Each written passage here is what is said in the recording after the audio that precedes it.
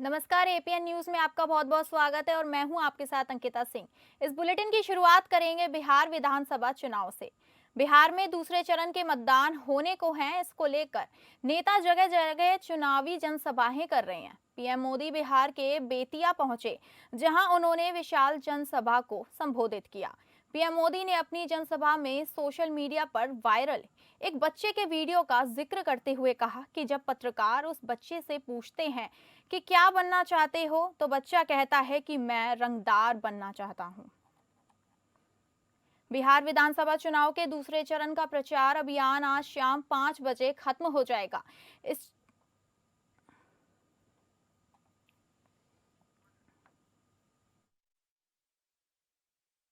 यहां की मिट्टी में जन्मे राजकुमार शुक्ल और प्रजापति मिश्र का स्वतंत्रता आंदोलन में बहुत बड़ा योगदान है। यहीं पर गांधी जी को महात्मा की उपाधि मिली थी। साथियों, चंपारण सत्याग्रह की ये धरती, ये संकल्प की धरती है।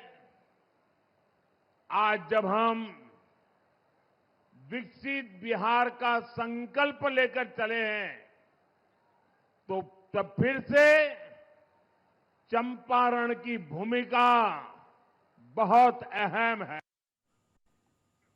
बिहार विधानसभा चुनाव के दूसरे चरण का प्रचार अभियान आज शाम 5 बजे खत्म हो जाएगा। इस चरण के अंतिम दौर में सभी बड़े राजनीतिक दल अपनी पूरी ताकत झोंक रहे हैं।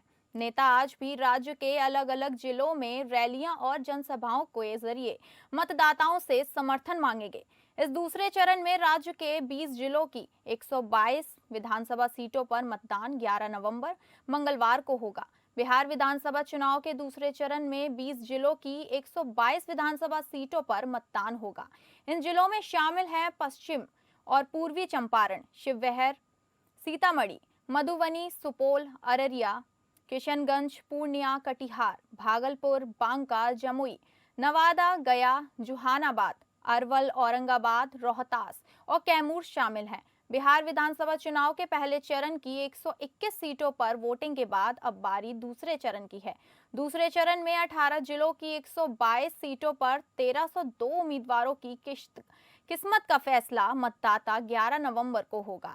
यही वजह है कि राजनीतिक दलों ने एक दूसरे पर सीटों पर प्रचार की ताकत झोंक दी है।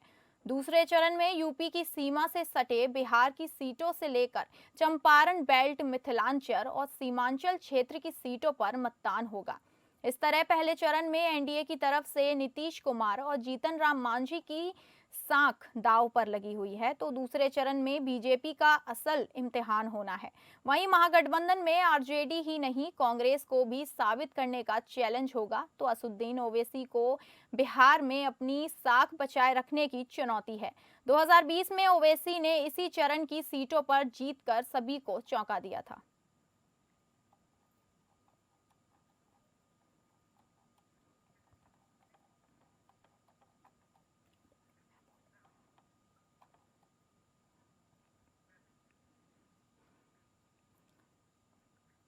ग्राफिक्स के जरिए हम आपको बताते हैं।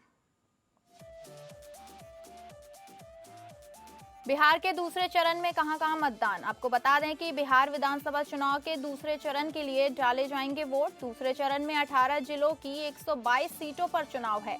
दूसरे चरण में गया जिले की 10 सीटों पर मतदान, कैमूर जिले की 4, रोहतास जिले की 7 सीटों पर डाले जाएंगे वोट, औरंगाबाद जिले की 6, अरवल जिले की 2 सीटों पर मतदान, जहानाबाद की जिले की 3, नवादा जिले की 5 सीटों पर डाले जाएंगे वोट, भागलपुर जिले की 7, बांका जिले की 5 सीटों पर मतदान, जम्मू जिले की 4, सीतामढ़ी जिले की 8, शिवहर जिले की 1 सीट पर मतदान, मधुबनी जिले की 10, सुपौल जिले की 5 सीटों पर डाले जाएंगे, पूर्णिया जिले की 7, अररिया जिले की 6 सीटों पर मतदान, कटिहार जिले की 7, किशनगंज जिले की 4 सीटों पर वोट डाले जाएंगे, पूर्वी चंपारण जिले की 12 सीटों पर मतदान, पश्चिम चंपारण जिले की 9 विधानसभा सीटों पर डाले जाएंगे वोट।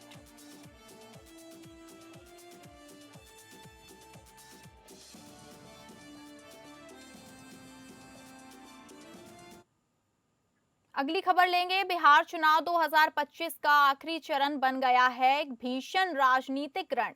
एक तरफ है एनडीए, जहां नीतीश कुमार और योगी आदित्यनाथ विकास के साथ हिंदुत्व का कार्ड खेल रहे हैं। दूसरी तरफ है महागठबंधन, तेजस्वी यादव, राहुल गांधी और अखिलेश यादव, जो जातीय जनगणना और रोजगार के वादों के सहारे मैदान में है।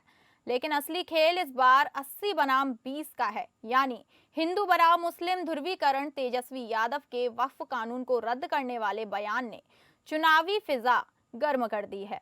योगी आदित्यनाथ ने इसे मुद्दा बनाकर कहा कि तेजस्वी आएंगे तो वक्फ कानून हटाएं या नहीं, लेकिन शरिया कानून जरूर लाएंगे। वहीं असुद्दीन ओवैसी ने भी मल्ला का बेटा डिप्टी सीएम हो सकता है तो मोहम्मद का क्यों नहीं कहकर सियासत को और भड़का दिया। अब बिहार का सवाल है कि क्या धर्म की राजनीतिक विकास पर भारी पड़ जाएगी, या फिर जनता विकास और रोजगार के मुद्दों पर वोट देगी। ये चुनाव सिर्फ सरकार बनाने का नहीं, बल्कि बिहार की राजनीतिक की दिशा तय करने वाला है।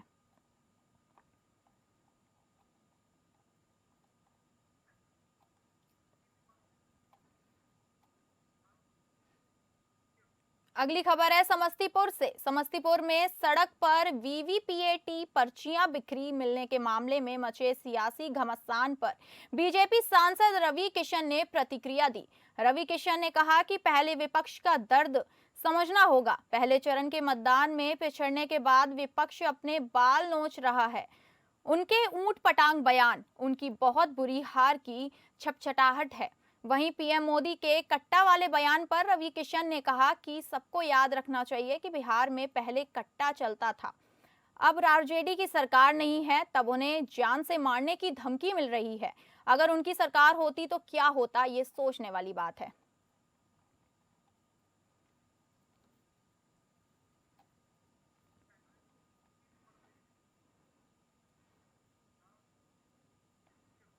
अगली खबर है उत्तर प्रदेश से। उत्तर प्रदेश के मुख्यमंत्री योगी आदित्यनाथ आज कुशीनगर के दौरे पर आ सकते हैं।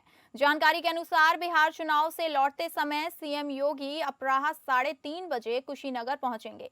अपने दौरे के दौरान वो कुशीनगर बौद्ध भिक्षु संघ के अध्यक्ष भदंत ज्ञानेश्वर को श्रद्धा सुमन अर्पित करेंगे। इसके साथ ही सीएम योगी निर्माणाधीन कृषि विश्वविद्यालय का निरीक्षण भी कर सकते हैं। प्रशासन ने मुख्यमंत्री के आगमन को लेकर सुरक्षा और व्यवस्थाओं के पुख्ता इंतजाम किए हैं।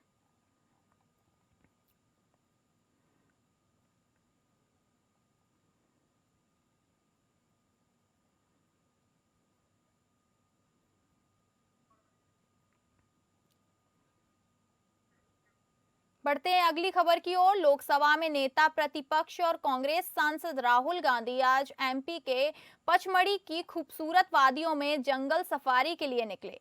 2 दिनों से मध्य प्रदेश के हिल स्टेशन पर प्रवास कर रहे राहुल गांधी ने प्राकृतिक सौंदर्य का लुत्फ उठाया। सुबह राहुल गांधी का काफिला रविशंकर भवन से रवाना हुआ। जानकारी के अनुसार जंगल सफारी का कार्यक्रम देर रात तय किया गया, जिसके बाद रात भर तैयारी की गई। सुबह काफिला पनार पानी गेट पहुंचा, जहां से राहुल गांधी और जीतू पटवारी ने जिप्सी में बैठकर सफारी शुरू की। इस दौरान राहुल गांधी ने मीडिया से बातचीत करते हुए कहा कि हरियाणा में 25 लाख वोट चोरी हुए हैं। उस डाटा को देखने के बाद लग रहा है कि यही मध्य प्रदेश, महाराष्ट्र और छत्तीसगढ़ में भी हुआ है। अब एमआईआर के जरिए उसको कवर करने की कोशिश की जा रही है। राहुल गांधी ने कहा, हमारे पास डिटेल में जानकारी है, धीरे धीरे उसका उतना ही खुलासा करेंगे। उन्होंने कहा कि लोकतंत्र पर आक्रमण हो रहा है, बाबा साहब के संविधान पर आक्रमण हो रहा है। अमित शाह जी, मोदी जी और ज्ञानेंद्र जी साथ में मिलकर यह कर रहे हैं। इसमें देश का सबसे बड़ा नुकसान हो रहा है, भारत माता का नुकसान हो रहा है।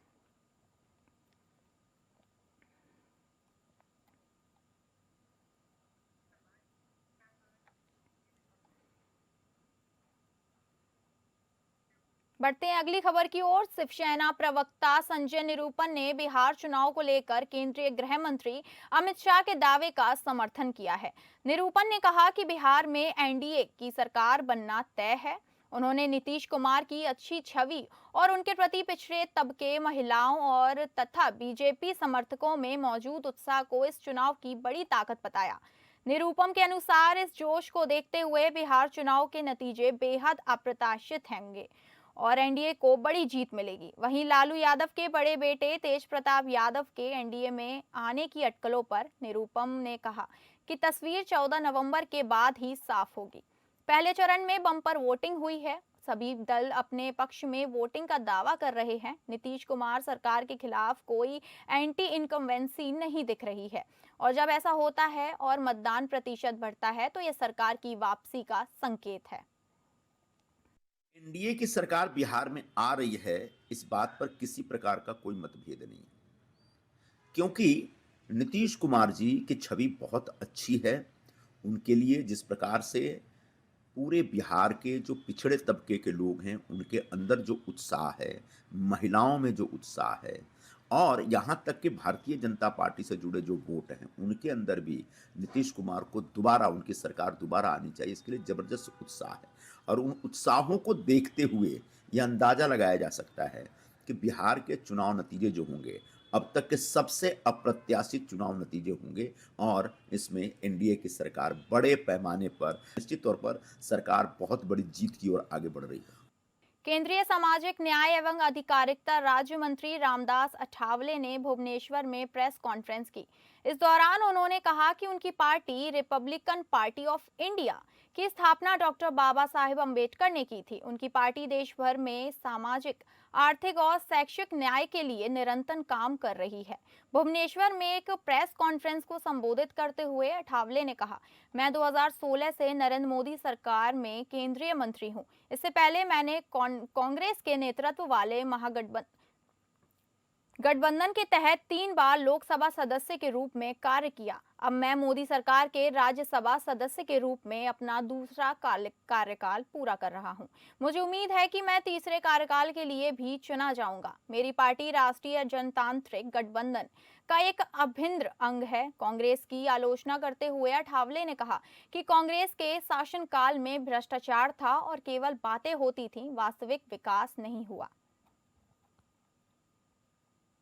और मैं आपको बताना चाहता हूं कि 1 साल भर के अंदर हम 3 नंबर पर पहुंचेंगे। तो ये भारत की इकोनॉमी अच्छी बढ़ रही है और मेक इन इंडिया का नारा, मेड इन इंडिया का नारा नरेंद्र मोदी जी ने दिया है। स्वदेशी को बहुत ही ज़्यादा कीमत देने का हमारी सरकार का प्रयत्न है। कोई भी चीज़ हम भारत के बाहर से नहीं लाएंगे, हर प्रोडक्ट हम यहाँ पर बनाएंगे और उस प्रोडक्ट से एम्प्लॉयमेंट भी बढ़ जाएगा, इकोनॉमी भी और भी अच्छी डेवलप हो जाएगी। और 10 सालों में हमने एक बड़ा काम मोदी सरकार ने किया है कि 25 करोड़ लोग गरीबी रेखा के ऊपर आए हैं। अगली खबर झारखंड से है। झारखंड के मुख्यमंत्री हेमंत सोरेन एक बार फिर प्रवासी कामगारों के मसीहा साबित हुए हैं। उनकी संवेदनशीलता, त्वरित पहल के कारण अफ्रीकी देश ट्यूनीशिया में फंसे झारखंड के 48 प्रवासी कामगारों की सुरक्षित वापसी संभव हो पाई है।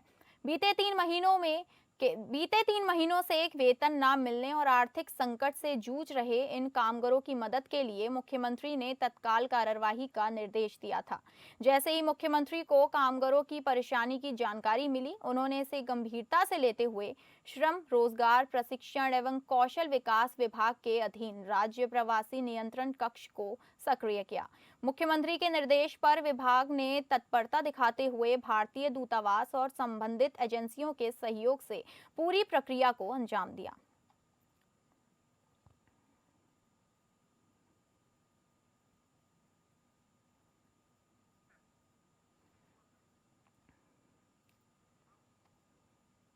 बढ़ते हैं अगली खबर की ओर। आईडब्ल्यूपीसी के कार्यक्रम में शरीक हुए जस्टिस सूर्यकांत ने अपने विचार व्यक्त करते हुए कहा, यह स्वीकार करना जरूरी है कि एआई के खुलेआम उपयोग के खतरे हैं। इससे गोपनीयता और सुरक्षा प्रभावित होती है। उन्होंने उदाहरण देते हुए कहा कि महिला पत्रकारों को छेड़खानी की गई तस्वीरों और ट्रोलिंग के जरिए अनुचित तरीके से निशाना बनाया जा रहा है। जस्टिस सूर्यकांत ने महिला पत्रकारों के ऑनलाइन शोषण की ओर ध्यान दिलाते हुए कहा कि एआई टूल का इस्तेमाल हथियार के तौर पर किया जा रहा है।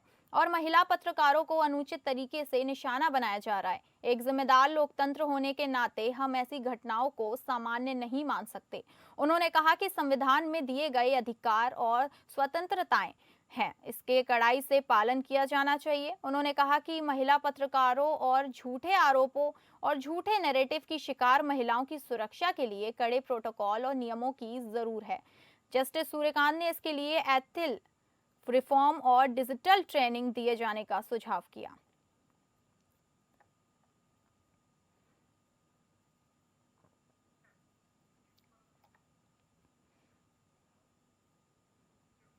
अगली खबर दिल्ली से है। दिल्ली के इंदिरा गांधी अंतर्राष्ट्रीय हवाई अड्डे पर एयर ट्रैफिक कंट्रोल यानी कि एटीसी के मैसेजिंग सिस्टम में तकनीकी खराबी आई, जिससे कई फ्लाइट्स देरी से चली, कुछ रद्द हो गईं। इस दौरान सैकड़ों यात्रियों को दिक्कतों का सामना करना पड़ा।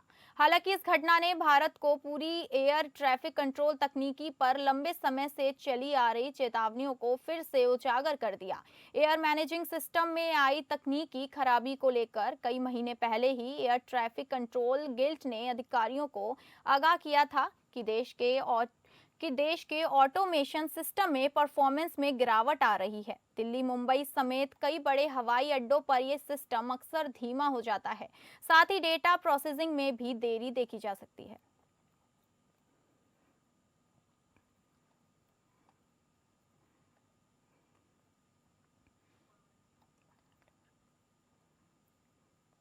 बढ़ते हैं अगली खबर की ओर। दिल्ली एनसीआर में हवा दम घोटू हो गई है। राजधानी के विभिन्न इलाकों में हवा की गुणवत्ता गरीब श्रेणी में दर्ज की गई है। केंद्रीय प्रदूषण नियंत्रण बोर्ड के मुताबिक राजधानी के विभिन्न इलाकों का AQI 400 पार कर गया। आज सुबह 7 बजे दिल्ली का औसत AQI 391 दर्ज किया गया। इसके अलावा गाजियाबाद के वसुंधरा में 421, नोएडा सेक्टर 62 में 410, गुरुग्राम सेक्टर 51 में 260 और फरीदाबाद सेक्टर 11 में 275 दर्ज किया गया।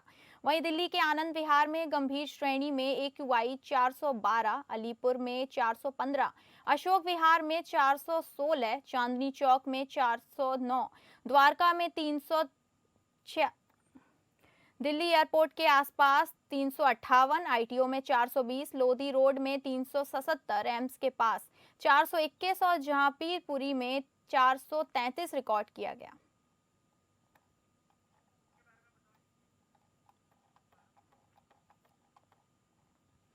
आपको फिर से बता दें, दिल्ली एनसीआर में हवा बहुत दमघोटू हो गई है। राजधानी के विभिन्न इलाकों में हवा की गुणवत्ता गंभीर श्रेणी में दर्ज की गई है।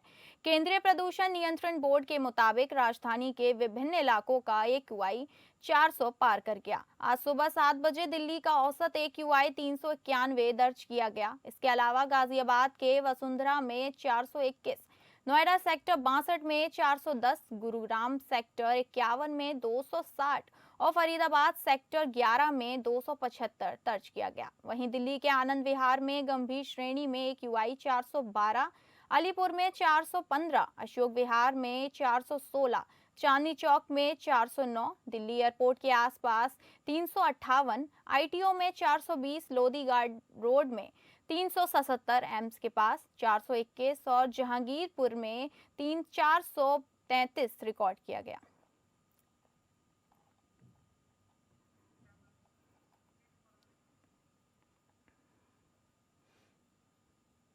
नजर डालते हैं अगली खबर पे। उत्तर भारत में सर्दी ने रफ्तार पकड़ ली है। हिमाचल और राजस्थान में तापमान लगातार गिर रहा है, जबकि पश्चिम बंगाल में भी अगले कुछ दिनों में ठंड बढ़ने के संकेत मिल रहे हैं। हिमाचल के ताबो में -2.0 और कुकमेसेरी में -2.9 डिग्री सेल्सियस न्यूनतम तापमान दर्ज किया गया। मौसम विभाग के अनुसार उत्तर पश्चिमी हवाओं के असर से आने वाले हफ्ते में पहाड़ी राज्यों समेत राजस्थान, हरियाणा, पंजाब, दिल्ली और पश्चिम बंगाल के कई हिस्सों में ठंड और बढ़ सकती है। नवंबर के मध्य तक न्यूनतम तापमान में 2 से 3 डिग्री और कमी आने की संभावना है। जयपुर स्थित मौसम विज्ञान केंद्र ने बताया कि राजस्थान के सीकर जिले में न्यूनतम तापमान गिरकर 60 डिग्री सेल्सियस तक पहुंच गया, जो इस मौसम का सबसे कम तापमान है।